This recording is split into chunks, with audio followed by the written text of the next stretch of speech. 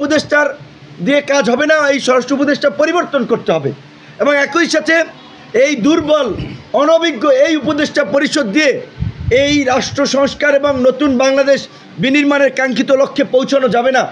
আমরা বারবার বলছিলাম এটি একটি জাতীয় সংকট, এই জাতীয় সংকট থেকে দেশকে উত্তরণের জন্য জাতীয় সরকার দরকার।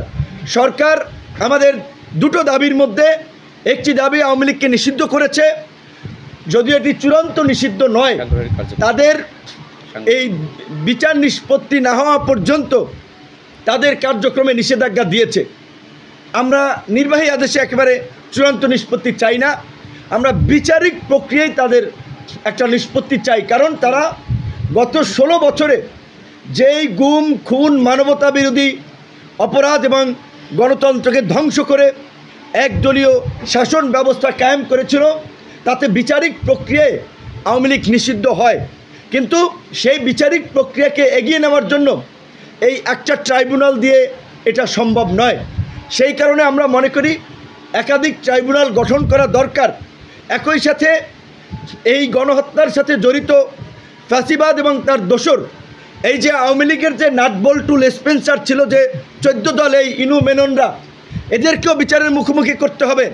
আওয়ামী লীগ নিষিদ্ধের পাশাপাশি এই যে জাতীয় পার্টি আজকে জিএম কাদের সাহেব আস্ফলন করছেন, দেখি বিভিন্ন ধরনের মিটিং টিটিংয়ে সগর্বে ঘুরে বেড়াচ্ছেন। এই জিএম কাদের এবং এই জাতীয় পার্টি এরশাদ আওয়ামী লীগকে গত 16 বছর হৃষ্টপুষ্ট করেছেন। এই জাতীয় পার্টি কোনোভাবেই এর দায় এড়াতে পারেন না। জাতীয় পার্টির জিএম কাদের সহ শীর্ষ নেতাদেরকেও অনতিবিলম্বে গ্রেপ্তার করতে হবে, আমরা এখান থেকে দাবি জানাই। এই আওয়ামী লীগ সহ জাতীয় পার্টি ওই 14 দলের নাট বল্টু সকলের আপনার নিবন্ধন বাতিল করতে হবে।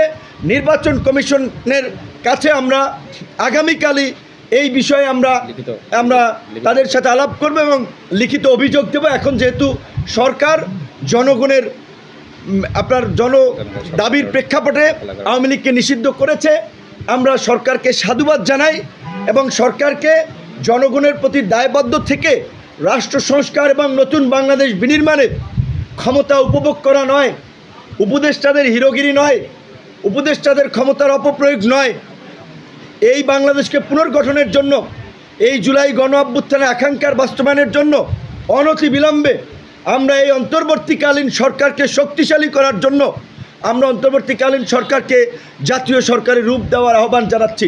আমরা আরেকটি বিষয় লক্ষ্য করেছি, আপনারা দেখেছেন নারায়ণগঞ্জে আইবি ব্যক্তিগতভাবে ভালো মন্দ আমি সেই বিষয়ে যাচ্ছি না, সবচেয়ে বড় কথা তিনি তো আওয়ামী লীগের পারপাস সার্ভ করেছেন গত 16 বছর। আইবিকে যখন গ্রেপ্তার করতে গিয়েছে আপনারা নাটক লক্ষ্য করেছেন, নাটকের আপনার চিত্রায়ন দেখেছেন, সুন্দর অ্যাক্টিং।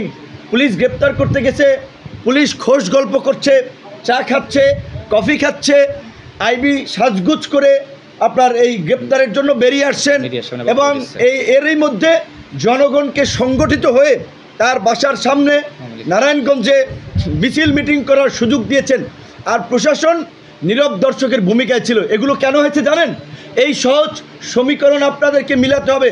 এই আইবি সাবের হোসেন চৌধুরীদেরকে দিয়েই এই সরকারের কিছু কিছু উপদেষ্টারা রিফাইন আওয়ামী লীগ করার স্বপ্ন দেখছে। তাই আমরা বলছি উপদেষ্টাদেরকে, আপনারা এই সমস্ত নাটক করতে গেলে আপনাদের অস্তিত্ব কিন্তু থাকবে না। আইবিকে গ্রেপ্তারের কেন তাকে গ্রেপ্তার করতে গিয়ে এই নাটক করা হলো? কেন আইবির সমর্থকদেরকে এই মিছিল মিটিং করে এই পরিবেশ তৈরি করতে দেওয়া হলো? মানে দেখানো হয়েছে যে আইবি ইজ ভেরি পপুলার, তাই আইবিকে দিয়ে আমরা আওয়ামী লীগ রিফাইন করবো, আওয়ামী লীগকে নির্বাচনে নেব। সাবের হোসেন চৌধুরীর বিদেশি কানেকশন, তিনি ইন্টার পার্লামেন্টারি ইউনিয়নের নেতা ছিলেন, এই কারণে তাদেরকে মুক্তি দেওয়া হয়েছে। এই সমস্ত ঘটনায় আমরা লক্ষ্য করছি কিছু আমাদের অ্যাক্টিভিস্টরা শুধু আসিফ নজরুল সাহেবকে আপনার দোষী সাব্যস্ত করছেন, কিন্তু প্রকৃত অর্থে এই জন্য যারাই অভিযুক্ত, সে যে আসিফ নজরুল হয় অবশ্যই তার আমরা বিরুদ্ধে বলবো, কিন্তু আসিফ নজরুলকে শুধু একা টিগারে রাখলে আপনার টার্গেট করলে হবে না। প্রকৃত অর্থে যারা এই আওয়ামী পুনর্বাসনে জড়িত, গণহত্যাকারীদের রক্ষায় জড়িত, এই আওয়ামী লীগের দোসরদের ব্যবসা বাণিজ্য এখনও টিকিয়ে রেখেছে, কোন কোন উপদেষ্টা আমাদেরকে খুঁজে বের করতে হবে, তাদের বিরুদ্ধে আমাদেরকে নামতে হবে।